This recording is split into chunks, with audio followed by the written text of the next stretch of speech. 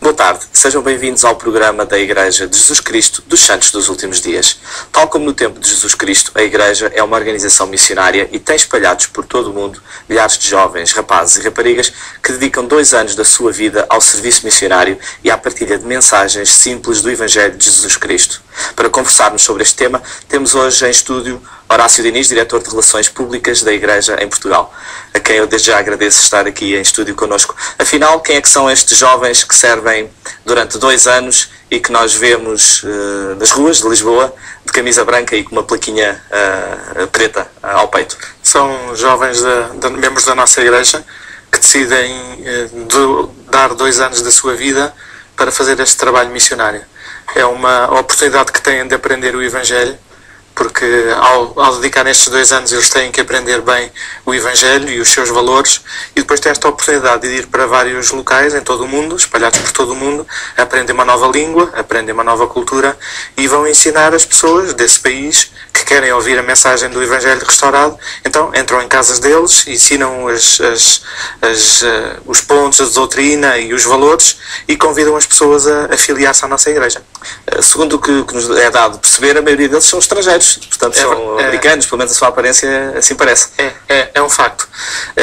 Este programa missionário é um programa que tem cerca de 52 mil missionários, portanto em todo o mundo, e é muito natural que um jovem de Portugal, que quando tem 19, 20 anos se qualifique e que deseje cumprir este período de 2 anos de missão, que seja chamado para outro país. Portanto, eles aprendem uma nova língua, a maioria deles, aprendem uma nova cultura, e isso depois também é muito vantajoso para a sua vida profissional, porque às vezes algumas pessoas não compreendem como é que alguns destes jovens interrompem os seus estudos, alguns deles já no estudo superior, ou alguns até já têm carreiras desportivas, como acontece nos Estados Unidos. Como é que eles vão interromper esta carreira e depois voltar 2 anos, daí a 2 anos já perderam tantas oportunidades e de facto eles vêm com muito mais valores, que vêm com uma experiência enriquecedora e não os prejudica nada na sua vida. E portanto é muito natural que nós aqui em Portugal tenhamos jovens de outros países aqui a fazerem esta missão. Era precisamente uma das minhas perguntas: em que condições é que estes jovens, rapazes e raparigas, são chamados? Quais é que são as pré-condições para que eles possam servir uma missão na Igreja? Bom, eles primeiro têm que se qualificar, têm que conhecer o Evangelho de Jesus Cristo, e eu diria que a principal qualificação é terem o desejo de fazer este trabalho. Como não é algo obrigatório, só aqueles que querem ser missionários, querem dedicar estes 2 anos, é que o fazem. E depois, efetivamente, têm que ser cumpridores dos mandamentos, um conjunto de regras que nós temos na Igreja. E essas são as 4 condições básicas, porque depois a outra era, se possível, eles autossustentarem-se, porque nós não podemos esquecer que este é um trabalho voluntário. E a maioria deles passaram os primeiros anos, os anos da juventude, juntarem alguns tostões para poderem pagar a sua própria missão, estes 2 anos, ou então as suas famílias suportam. Para aqueles jovens que não têm capacidade de suportar esta missão, a Igreja tem um programa também financeiro missionário para ajudar estes missionários a estarem 2 anos fora do país, com os custos que têm, mas de uma forma reduzida conseguirem fazer esta missão. E em que locais do mundo é que estes missionários estão presentes?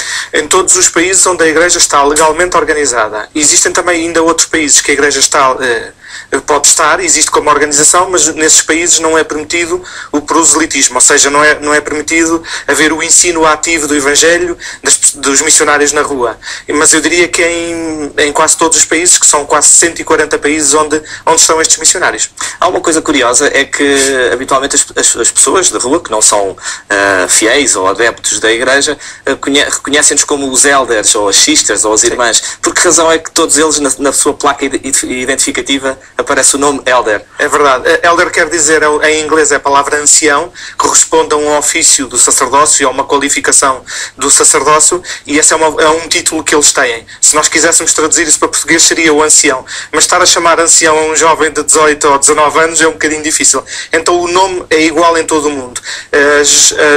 As moças que fazem também este trabalho missionário são conhecidas como irmãs, ou noutros países de língua inglesa, as sisters. E portanto são os missionários missionários têm estes dois nomes, mas no nome deles não são de facto elder. É um título que têm durante os 2 anos em que estão a fazer a missão. As pessoas que nos estão a ouvir e que querem falar com estes missionários sobre o Evangelho de Jesus Cristo, o que é que devem fazer? Bem, para já devem tentar localizá-los na rua, nos transportes, por onde eles andam e manifestar interesse na mensagem que eles têm para transmitir. Outra forma é também visitarem as nossas capelas e a partir daí eles podem ser ensinados por esses missionários. A responsabilidade dos missionários é esta mesmo, é ajudar as pessoas que querem conhecer o Evangelho de Jesus Cristo, que conheçam todas as suas regras, toda a sua doutrina e possam fazer uma escolha se querem adotá-las.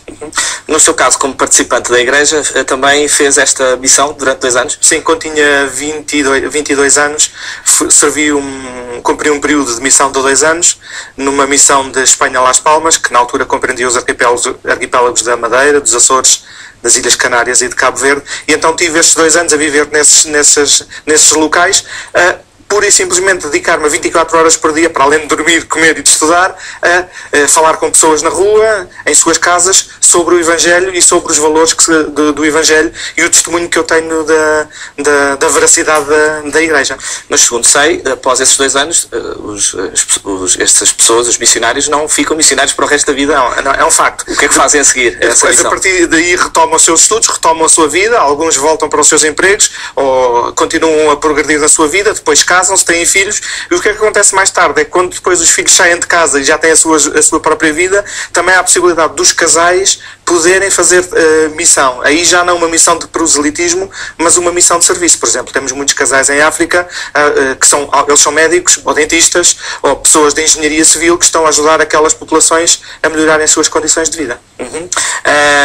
E os participantes que não são estes missionários o tempo inteiro, também são missionários?